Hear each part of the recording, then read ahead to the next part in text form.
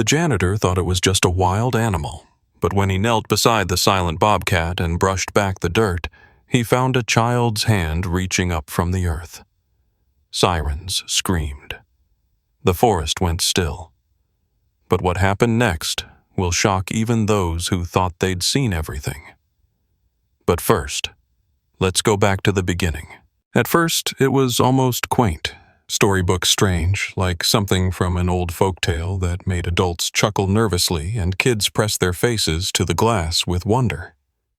But by the third morning, the air inside Willow Creek Daycare had shifted. The scent of finger paints and warm graham crackers couldn't mask the unease crawling up the backs of the staff.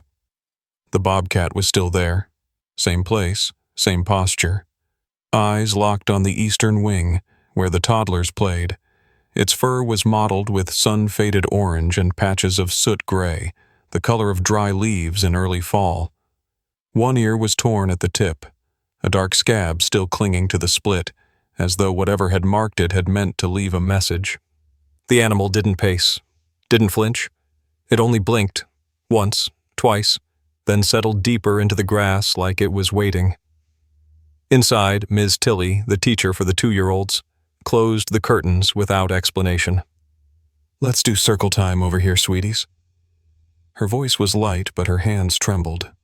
She couldn't stop thinking about how close the playground fence was. Just wood and chicken wire, maybe 4 feet. Lynn Hardgrove's second call to animal control was sharper. "We have children here. This isn't a zoo, it's a preschool." But the response was the same.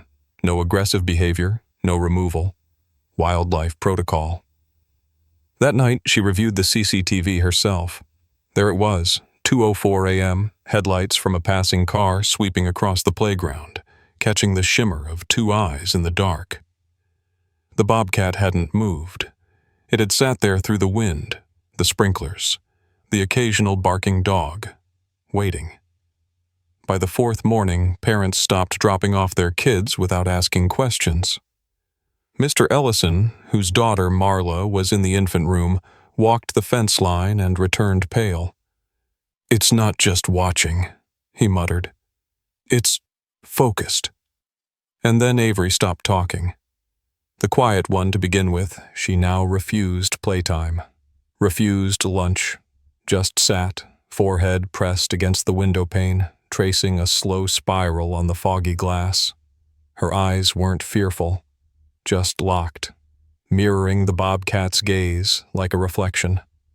A silent loop had formed between girl and beast, strange and unbroken. No one yet dared ask what the animal was waiting for. But something in the building, something just beneath the lullabies and juice boxes, had started to hold its breath. Tom Keller had seen death before. Charred limbs in burning Humvees, the glassy stare of IED victims. But nothing in his service prepared him for this. Day 4 began like the others. Coffee burned in the pot by 8 a.m., a diaper disaster by 9, and by 10:30 the bobcat had returned to its appointed station, statue still, just past the fence, fixed on the daycare like it had memorized the architecture of the building. Tom wasn't superstitious, but he wasn't stupid either. Something was wrong. It wasn't just the bobcat's presence. It was the earth beneath it. He'd noticed it earlier that morning while emptying the outdoor trash bins. The grass under the bobcat wasn't dew dark. It was sunken, compressed. A ring of bald soil surrounded its body in a perfect halo. But there was more. Small gouges in the dirt. Not paw prints. Drag marks. Something had clawed upward, or been pulled down. At 4:12 p.m., while the nap room hummed with sound machines and the scent of disinfectant, Tom acted. He moved slow, boots soft against the mulch path, eyes scanning. The bobcat shifted only slightly, its tail curling once like smoke. It didn't run. It didn't bare its teeth. It let him come. Tom crouched, knees creaking. The air smelled wrong, sweet rot laced with minerals. Near the bobcat's front paw, a patch of dirt seemed looser than the rest, fresher. He touched it with 2 fingers. Wet, cold, He brushed it aside. 1 scoop.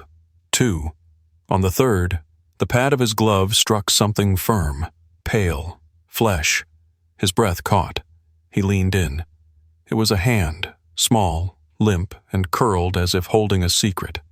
Dirt clung to its creases. Worms coiled around the fingernails. A child's hand. His scream ripped through the air like a rifle crack. Birds exploded from the trees. Within minutes, patrol cars arrived in a blur of red and blue. The staff froze. Teachers wept. A mother fainted by the sandbox.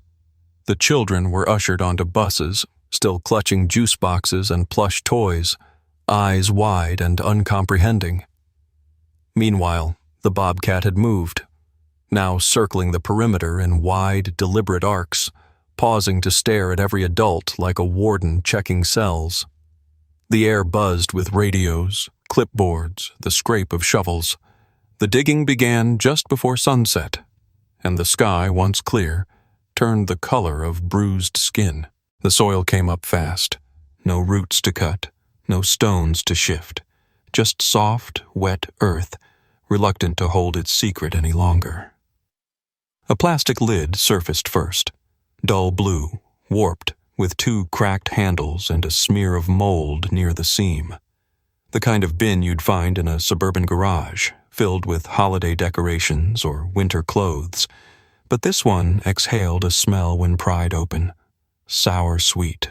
Decay, long delayed by containment, now released in slow, sticky waves. Inside was a blanket, pale pink, once embroidered with dancing sheep, now stiff with age and rot. Tucked beside it, a yellowed pacifier, the rubber browned and shriveled like dried fruit. At the bottom, wrapped loosely in what remained of a hospital swaddle, was what no one wanted to see. The remains were skeletal. The tiny rib cage collapsed inward like a deflated paper lantern. Tufts of hair clung to the cranium. Teeth, barely formed, showed through parted lips. The bones were clean, sunken, untouched by animals. Whoever buried the child had done so with care. A small space carved out in silence, then sealed. Forgotten. Or meant to be. Word spread faster than the sirens died. By dusk, the road outside Willow Creek was jammed with idling cars and white-faced parents. Some screamed. Others just stood still, staring at the freshly turned ground as if it had betrayed them. A place built on trust, on safety, now revealed as a graveyard of the forgotten. The local sheriff's department issued a statement that night. The remains matched a cold case out of Wexler County. Infant female, reported missing 6 years prior, declared presumed abducted, never found. But the real tremor came hours later when the preliminary DNA markers ruled out all currently enrolled families. It wasn't one of their children. It was hers.